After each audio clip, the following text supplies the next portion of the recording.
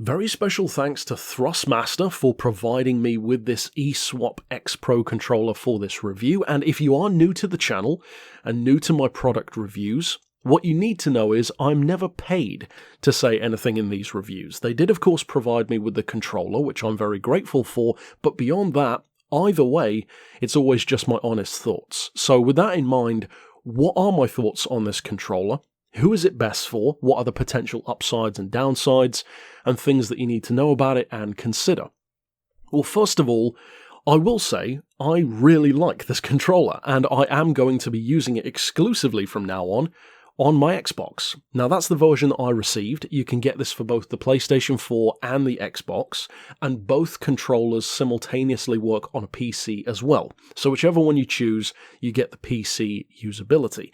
Now in terms of how this compares to a regular controller, it's heavier than a normal Xbox controller. It's a little bit larger. I would say it's more comfortable, and the hand grips are a little bit more vertical in their design, as you can kind of tell. You know, most controllers, they're squat outwards, almost like the wheels of a stanced car, whereas this one, they're a little bit more upright. And there's a reason for that.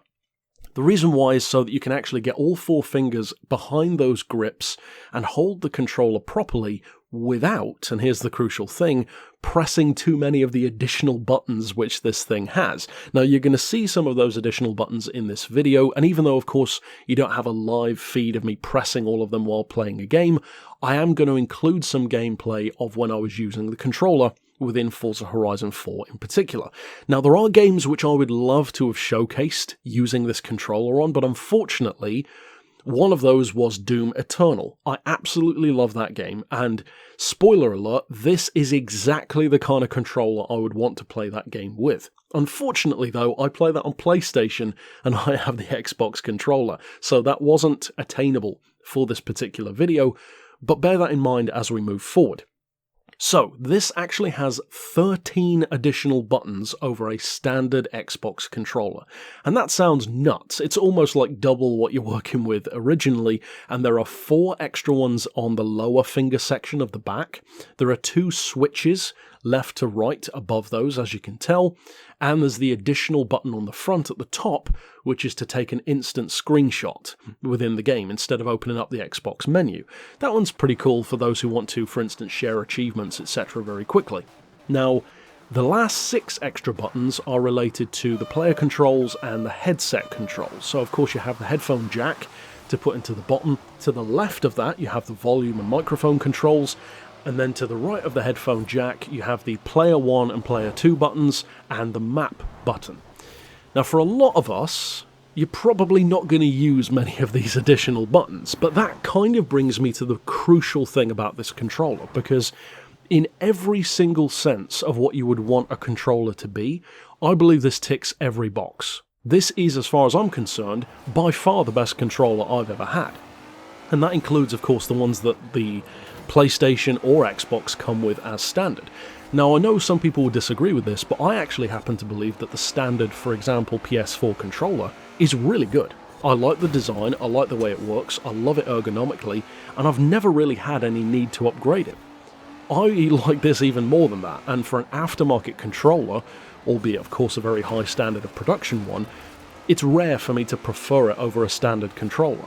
Now, the issue which I could see with this controller is actually what type of gamer you are, because for those who are unfamiliar with it, the main selling point, some would call it a gimmick. I actually love gimmicks, I think they're the spice of life. But the main gimmick about this controller is, as the name suggests, you can swap out parts. And again, I will include some imagery of that in the video.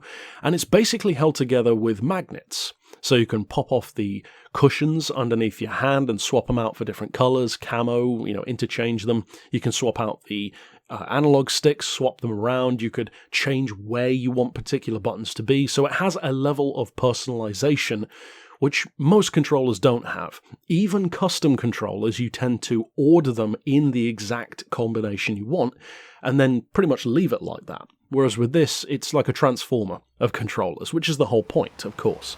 Now for someone like me, that's less important, to be honest. The version that I have is all black, and I probably won't be buying any additional swap-out kits, because it's not really my thing.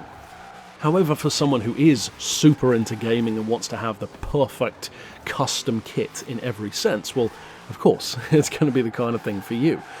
One of the things that I actually really like, and I'm going to sound like such an old man when I say this, but one of the things I really like about the magnetic pop-on, pop-off parts is over time, when you get the dust and dirt that gathers in the cracks of a controller, this one being just magnetically held together with all of those interchangeable bits and bobs means you can clean this thing up and have it looking good as new in no time. That's kind of a nice little side advantage to have, in my opinion. It's not hugely important to many people, but it's nice to have it. Now, in terms of using the controller, I have no issues with it at all personally when using it on racing games. It's very ergonomically comfortable, it's got a really nice weight to it, and you can definitely feel the quality. It feels solid, it feels sturdy, it doesn't crack or creak, it doesn't make any weird noises while you're using it, and even the quality of the cable to charge it up is really good. It is a wired controller, which I personally vastly prefer anyway. I hate having to change out batteries, even if they're rechargeable ones. It just feels like such a waste of time, especially when you have something like the PS4 controller that you can just plug in and have on charge without any batteries at all. With the Xbox, for some weird reason, they prefer not to do that. So with this one, it's a braided line, which of course helps it not to fray and not to get those classic iPhone-style charger issues. But even the interface of where it plugs into the controller is very well done. It's clearly designed so that that kind of thing doesn't happen. Even if the controller has the wire hanging over an edge at a 90-degree angle at all times, it's going to last a lot longer without fraying or losing that connection. That's nice to see. That's the kind of build quality that I want from a product, especially for the price in question. Now that brings me to not a downside, but certainly something which you need to bear in mind, and if you're watching this review, I'm going to assume that you probably already know the price anyway, but it is a very expensive controller.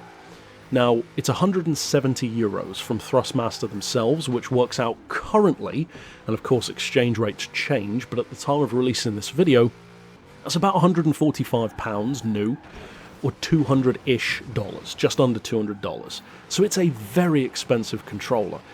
You can buy other controllers with very high prices as well, of course. Even some of the Microsoft labeled Pro controllers, I believe, have a very high price, like in the £100 region, $100 plus. So it's not outside the realm of possibility to see other controllers with this kind of price, but it is expensive.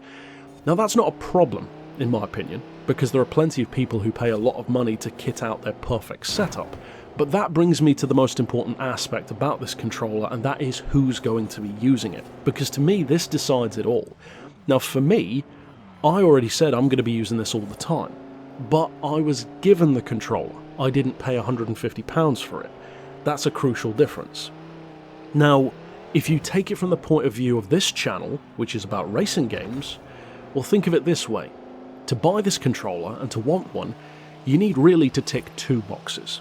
You need to be willing and able to put this kind of money into setting up your ideal gameplay.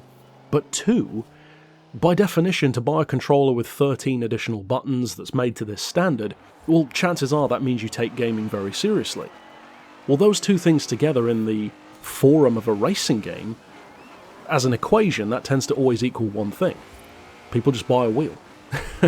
So, although my thoughts are certainly out there as far as wheels, I do not like them, and I'm not going to get into a complete discussion as to why, but put simply, I just don't find them realistic. And if you follow the channel for any amount of time, you know that I have more than enough real-world experience with cars to say whether or not a wheel is realistic. But with that in mind, most racers who take their gaming this seriously would probably just buy a racing wheel, not a pad, which costs almost as much as some wheels anyway. So it just feels a little niched to me. Now I am definitely within that niche, but again, I didn't buy it. Would I pay out £150 on a controller like this? Honestly, no, I wouldn't. And I don't think that actually hurts the review. That's just my taste, because I don't fundamentally pay that kind of money to upgrade my hardware. I tend to work with whatever I get out of the box, because usually that's good enough for me. Now, where I will say this really comes into its own is, funnily enough, not with racing games, but actually with exactly what I mentioned earlier. Other games, such as Doom.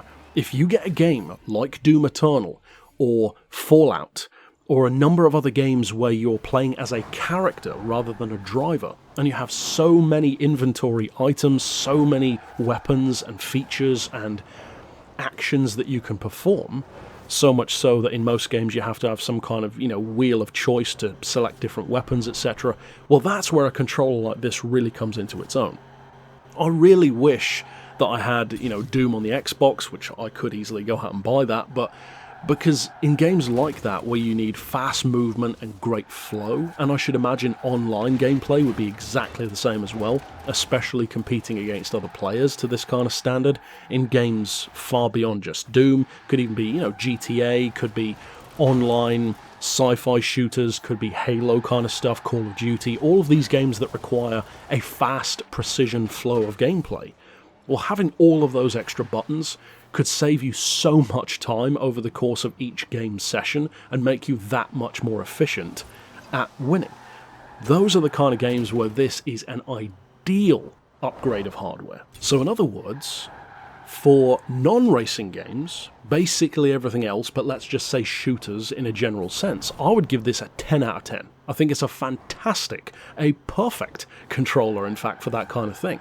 It's customizable, easily cleanable, very high quality, nice weight, it's comfortable, it's ergonomic, and it's very efficient for having high flow, really high precision gameplay with all of the extra mappable buttons. But for racing games, I might lower the score a little bit to maybe a 7 or an 8, because for me it's perfect, but for a lot of people I just don't think it's a necessary purchase, for the reasons that I already mentioned. If, like me, you're more of an old school gamer, or you just prefer to use a controller with your racing games, then absolutely give it a go if the price doesn't concern you. If you're just trying to build yourself the ultimate setup with a controller, then I would say this is absolutely an essential purchase. If it's not an essential purchase for you, or if the price is prohibitive, then probably don't go for it. Overall though, that's it for my thoughts. Thank you once again to Thrustmaster, and I myself personally absolutely love the controller. But that's it for this review. Of course, stick around on the channel for more gaming content, especially within games like Forza and Gran Turismo, and potentially some other stuff as well, even on my second channel, HSG Unlimited. And until next time, I'll see you then. But for now, as always, thanks for watching.